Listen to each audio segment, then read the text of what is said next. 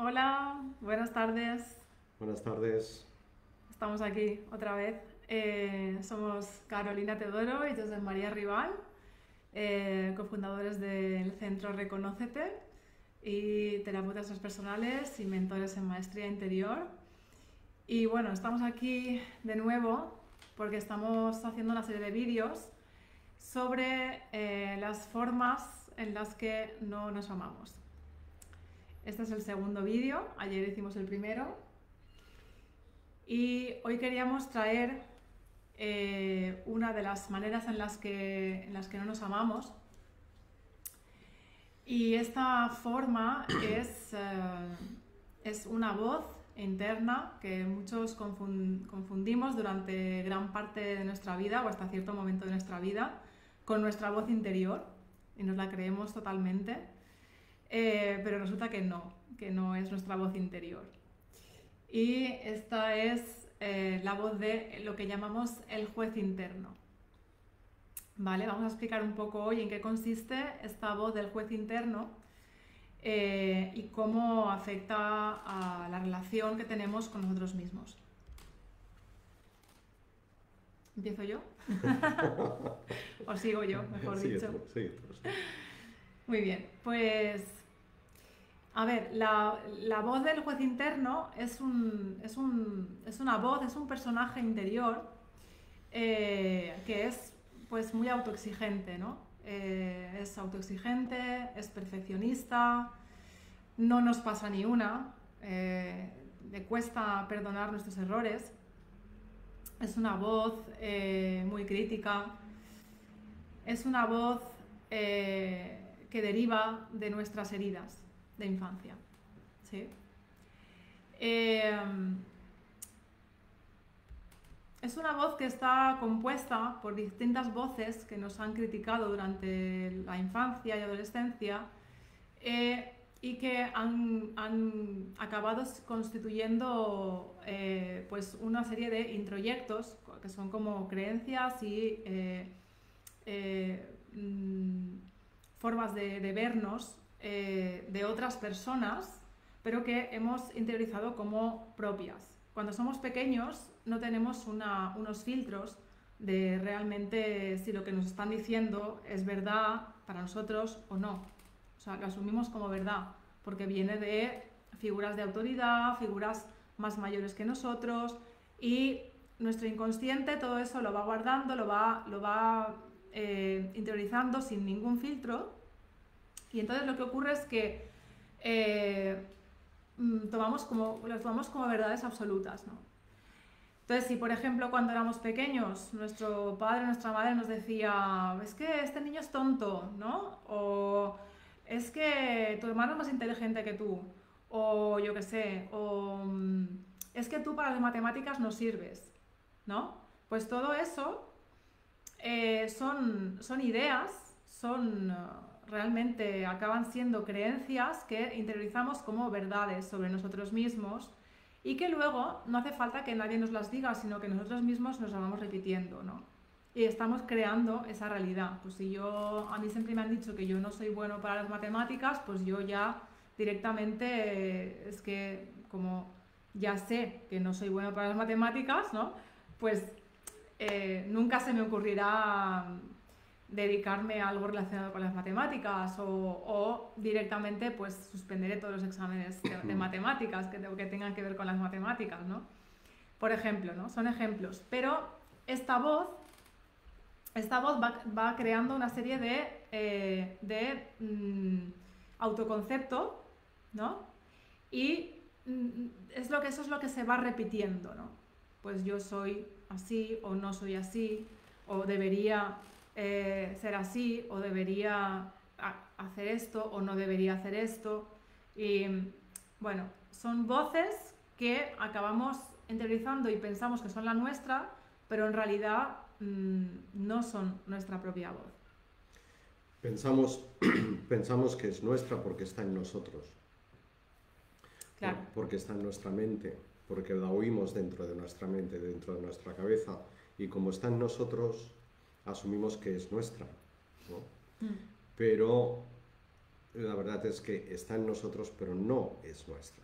¿no? Y nos puede llevar mucho tiempo llegar a diferenciar esas dos cosas, que puede parecer un matiz incluso muy sutil, pero que tiene una gran trascendencia llegar a diferenciar entre lo que está en mí y lo que soy yo, que son dos cosas muy, muy diferentes. Creo que vale la pena enfatizar la importancia que tienen las cosas que los niños, las niñas oyen de sus padres, el feedback que reciben de sus padres especialmente, porque lo que los padres les digan, va a misa, por decirlo coloquialmente, ¿no? Es decir, el niño o la niña va a creer lo que papá y mamá les diga, porque necesita creer lo que papá y mamá les diga, aunque les duela, aunque les dañe, ¿no? La psique del niño se las va a arreglar para ir más allá del el dolor o el daño que pueda recibir, apartarlo, guardarlo, arrinconarlo y autoconvencerse de que si lo dice papá, si lo dice mamá, es verdad. No lo racionalizamos así, pero es así como lo interiorizamos. Y el resultado final de eso es lo que acaba de describir Carol, ¿no? Esa voz o esas voces que nos podemos pasar toda la vida creyendo que es nuestra y que nos dice la verdad. Y ni es nuestra ni nos dice la verdad. Mira, voy a poner un ejemplo de esto que estamos hablando, ¿no? Y es que, bueno, todas estas creencias, como son creencias que interiorizamos en la infancia sin filtros, como hemos comentado, luego no las cuestionamos. Y a lo mejor llegamos a la edad adulta pensando que eso es así, ¿no? Entonces, y eso está alimentando una herida, ¿vale? Y voy a poner un ejemplo mío, propio, de esto mismo que estamos diciendo, ¿no? Para que se entienda bien de qué estamos hablando. Yo cuando tenía 6 años me apuntaron al conservatorio y empecé a tocar el piano. Y mi profesor de piano me dijo, es que tú tienes las manos demasiado pequeñas para tocar el piano. Tú no sirves para tocar el piano. ¿Vale? Claro, imaginaos eso cómo entra en la psique de una niña de 6 años, que era yo. Y claro, yo no pienso, vale, tengo 6 años, mi mano es pequeña, porque tengo 6 años. O sea, yo no puedo hacer ese razonamiento y entender que evidentemente que tengo la mano pequeña porque tengo 6 años. Yo internalizo la verdad, la verdad, o sea, para mí aquello era verdad porque venía de una figura de autoridad, que en ese momento era mi profesor de piano. La verdad de que yo tengo las manos pequeñas y con las manos pequeñas no se puede tocar el piano. Entonces yo crecí con esa idea y cuando llegué al Conservatorio Superior de Música de Valencia, que yo ya tenía 20 años, yo tenía miedo de no superar las pruebas porque como yo tengo las manos pequeñas, yo no puedo tocar bien el piano. Esa era y de hecho hace unos años cuando yo me presenté a oposiciones y tenía que tocar las piezas para el examen de oposición, yo continuaba con la idea de que es que yo tengo las manos muy pequeñas para tocar el piano, ¿no? Y eso ya no era una verdad, eso no es una verdad. Yo puedo tocar el piano con las manos que tengo ahora, pero para mí, hasta que yo trabajé eso y cambié esa creencia de que, perdona, no tiene las manos pequeñas. Tenía las manos pequeñas cuando tenía 6 años, sí. ¿Por qué? Porque tenía 6 años. Pequeña. ¿No? O sea, pero tú no te lo replanteas eso. Porque ha venido de alguien que es la autoridad en ese tema y eso era incuestionable para mi niña de 6 años. Pero mi adulta ya lo puede cuestionar. Entonces muchas veces tenemos voces en la cabeza, ¿no?, que pensamos que son nuestras. Yo ya eso ya lo tenía como asumido como algo que era verdad. Ya ni recordaba quién me lo dijo, pero lo tenía como una voz interna. No, yo no puedo tocar el piano. Y entonces eso se convierte en un patrón de pensamiento, o dicho de otra manera, en una plantilla que uno extrapola a otras cosas. es un patrón de pensamiento que uno se va repitiendo, aplicándolo a otras cosas que no tienen que ver ni con las manos ni con el piano, ¿no? Y que tiene una estructura, incluso una estructura sintáctica muy similar. Como yo no sé qué, entonces yo no sé qué. Como yo no lo que sea, No puedo tal. entonces yo no lo que sea, ¿no? Y eso uno lo va aplicando pues a toda una serie de cosas, ¿no? Sobre la base de la asunción de que eso que uno se está diciendo es la verdad sobre uno o es una parte de la verdad sobre uno, y entonces mira las experiencias que uno tiene, mira la parte del mundo en el que uno interviene a través del prisma de esa idea inyectada que uno considera que es verdad. Y sin darse cuenta, lo que hace es buscar y encontrar confirmaciones de ese pensamiento, de ese patrón, de esa plantilla. Y cuando encuentra las confirmaciones, ¿qué es lo que esa voz dice? ¿Ves? Tengo razón. Tengo razón. Sí, ya te decía yo que como tú no sé qué, entonces tú no sé qué, ¿no? Claro, pues por eso que decimos que lo que crees, creas, ¿no? Claro. O sea, y es tal cual. Es tal cual. Me gustaría poner un ejemplo diferente y que nos lleva a una de las trampas del juez interior, que es la de la comparación, y que incluye una tercera parte, una tercera persona. Recuerdo una vez, yo debía tener 10, 11 años, hubo una escena muy dura en casa, mi padre se estaba pegando a mi hermano y recuerdo que yo le empecé a gritar a mi padre que lo dejara, que lo dejara, que lo dejara, y entonces le dije a mi madre que por qué le daba ese castigo si tan grave era lo que había hecho y tal, ese tipo de... Mi hermano era 7 años mayor que yo. Bien, esa noche, cuando yo me fui a dormir, vino mi madre a la habitación, ¿no?, a asegurarse de que me había tapado bien y esas cosas, y me dijo, no seas nunca como él.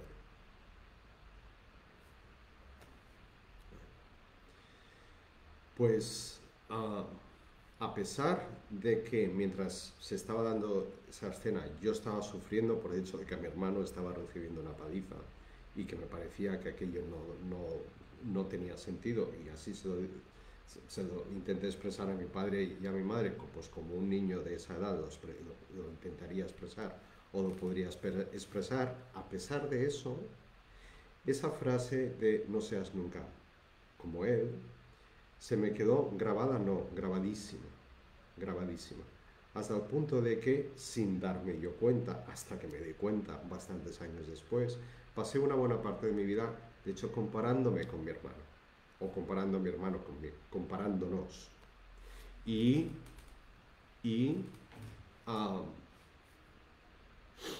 esforzándome por dejarme muy claro a mí mismo lo diferente que éramos, lo diferentes que éramos. Y en esa constatación de lo diferentes que éramos, claro, había no solo una constatación, sino había un juicio, ¿no? Había un juicio negativo hacia él y un juicio no tan negativo o menos negativo hacia mí. Eso, pues hasta que empecé a darme cuenta de eso, y en cuanto empecé a darme cuenta de eso, pues empecé a desmontar. Desmontar, palabra clave. Se puede desmontar la voz del juez interior, se puede desmontar esos patrones de pensamiento, se pueden desmontar esas plantillas con las que uno sale de la infancia y la adolescencia sin darse cuenta de que son plantillas adquiridas y no rasgos de la identidad de uno. Sí, se puede, se puede. ¿Uno necesita toda la vida para desmontarlas? Bueno, pues depende, pero no necesariamente. No necesariamente. Lo que sí necesita es empezar a desarrollar, si uno no lo tiene, el hábito de la autoobservación, de empezar a aprender a verse a uno mismo desde fuera de uno mismo y desde fuera de las situaciones en las que uno mismo se encuentra, en las que uno mismo interviene, y empezar a hacer trabajo interior. Un trabajo interior que sí que requiere tiempo, que requiere un compromiso con uno mismo, etcétera, para empezar a un proceso que permite ir desmantelando esos patrones. Sobre cómo desmantelarlos es sobre lo que hablaremos, entre otras muchas cosas, en nuestro programa 21 maneras de amarte, que va a empezar el próximo 18 de noviembre y en el que vamos a trabajar toda una serie de formas en las que no nos amamos. Vamos a ver en qué consisten, cómo se manifiestan, vamos a describirlas, vamos a explicar de dónde pueden venir o de dónde vienen y vamos a ver qué trabajo interno podemos empezar a hacer para empezar a desmontarlas. ¿Quieres explicar un poco más sobre el formato? Sí, el formato del programa es un programa en el que trabajaremos primero individualmente y luego de manera grupal, como ya explicábamos ayer en el vídeo que hicimos, en el primer vídeo. Si no lo habéis visto, lo podéis encontrar en la página o en nuestros perfiles. Y bueno, es un programa en el que van a ser 21 días, ¿no?, de introspección de 21 aspectos de nosotros, ¿no?, y de 21 formas de amarnos, ¿vale? O sea, 21 formas de, bueno, en las que no nos amamos, pero vamos a aprender a amarnos. Como ha dicho Josep, aprender a amarnos es un proceso, es un aprendizaje, nadie nos ha enseñado, traemos muchísimos patrones como esto que estábamos hablando del juez interior o como lo que hablábamos ayer, que son patrones, son formas de funcionar, pero que se pueden cambiar, se puede trabajar sobre ellos, ¿no? Son maneras de funcionar a través de las cuales pues no estamos teniendo una buena relación con nosotros, ¿vale? Entonces, lo primero es ir tomando conciencia de todas esas cosas y posteriormente revertir eso, porque revertir se puede hacer el trabajo interno necesario para que eso cambie. Es importante recalcar la combinación de trabajo individual y trabajo grupal que hay en este programa, que está también en otros programas que estamos haciendo, porque nos parece, no solo por convicción, sino también por experiencia propia y por experiencia de las personas que han venido y vienen a nosotros buscando apoyo, buscando facilitación, es la combinación ideal para desencadenar dentro de cada uno profundos procesos de sanación profundos y duraderos. Todas nuestras heridas son relacionales y por lo tanto la sanación tiene que pasar también por un componente relacional. Cada uno tiene que hacer el trabajo interno y solamente lo puede hacer uno mismo, no tiene por qué hacerlo solo, lo tiene que hacer por sí mismo, pero no tiene por qué hacerlo solo, pero ese trabajo individual luego tiene que llevarle a uno a interactuar con los demás, a salir hacia los demás, y en la interacción con los demás es donde definitivamente se sellan, se reprograman los avances que uno ha podido hacer a partir de las tomas de conciencia y del trabajo interno. El paso final es poner eso, por decirlo de una manera coloquial, poner eso en práctica en la relación con otros.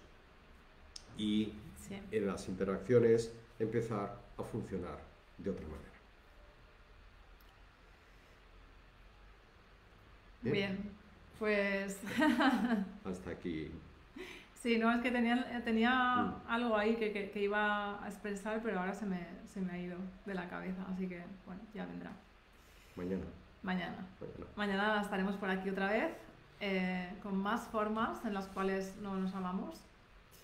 Y bueno, ahora os dejaremos aquí debajo de este vídeo el enlace al programa porque, bueno, tenemos que decir que es la primera edición, ahora está a un precio que no se va a volver a repetir, así que yo aprovecharía la oportunidad.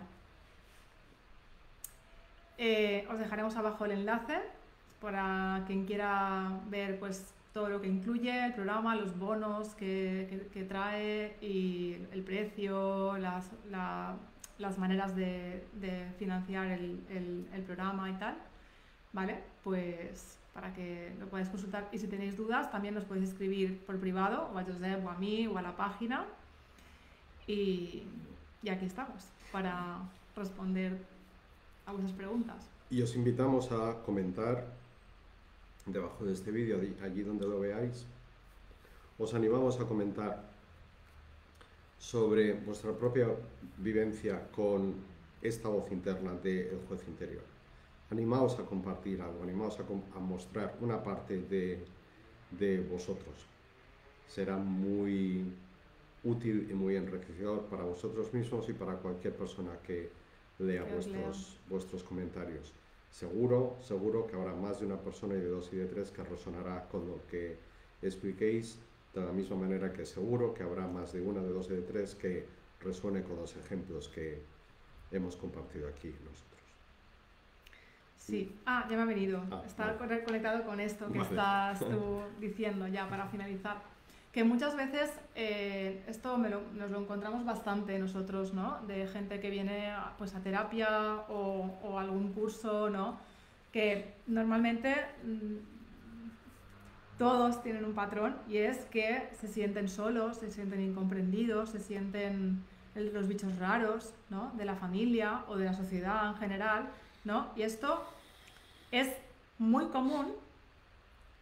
Y uno se piensa que él es el único, él es el raro, él es la oveja negra, él es el bicho raro, el que no encaja, pero en realidad todos lo sentimos. O sea, es algo que todos traemos ese no encajar en nuestro interior, ¿no? Parece que sea algo que solamente traen algunos.